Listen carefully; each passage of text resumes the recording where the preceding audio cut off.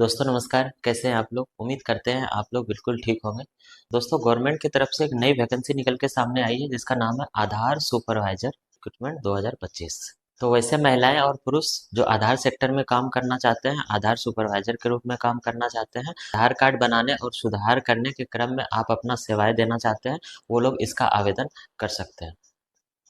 वहीं अगर हम एज की बात करें तो कौन कौन से एज वाले लोग इसका फॉर्म भर सकते हैं, एजुकेशन क्या होना चाहिए, डॉक्यूमेंट कौन कौन सा लगने वाला है, इस फॉर्म को भरने के लिए गवर्नमेंट की तरफ से आपसे कितना चार्ज लिया जाएगा, तो इन सब विषयों के बारे में हम संपूर्ण जानकारी लेंगे इस वीडियो में। तो बने रहिएगा हमारे साथ। तो आधार सुपरवाइजर रिक्रूटमेंट 2025, ठीक है। टोटल पोस्ट यानी टोटल पद की अगर हम बात करें तो 5,500 से भी ज़्यादा टोटल पद है, तो काफ़ी ज़्यादा पद है। वही अगर हम अप्लाई डेट की बात करें तो 4 अगस्त से ही इसका आवेदन होने का प्रक्रिया चालू हो गया है और 2 सितंबर तक इसका आवेदन का प्रक्रिया चालू रहेगा। तो वैसे स्टूडेंट या वैसे व्यक्ति जो लोग इसका आवेदन करना चाहते हैं, इसमें जॉब करना चाहते हैं, वो लोग 2 सितंबर तक ही इसका आवेदन कर सकते हैं।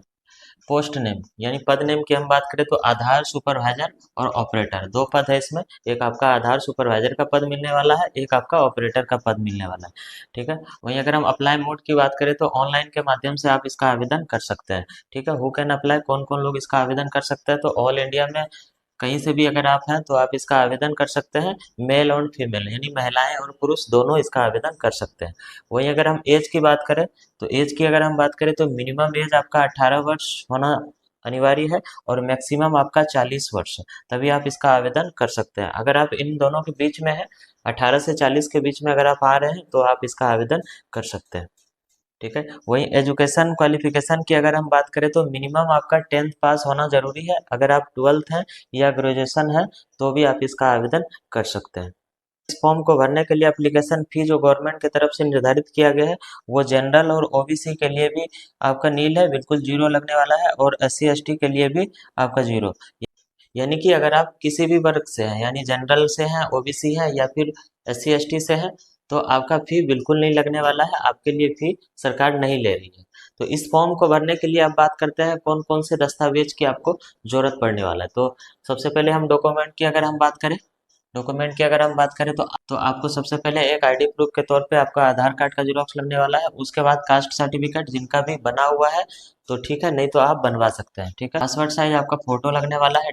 10th या 12th का आपका मार्कशीट का जेरॉक्स लगने वाला है, वहीं सिग्नेचर आपको स्कैन करके देना पड़ेगा, और एक ईमेल आईडी आपका होना अनिवार्य है, और फिर आपका एक रजिस्टर्ड मोबाइल नंबर चाहिए। इन सब दस्तावेज का होना जरूरी है, तभी आप इसका आवेदन कर सकते हैं।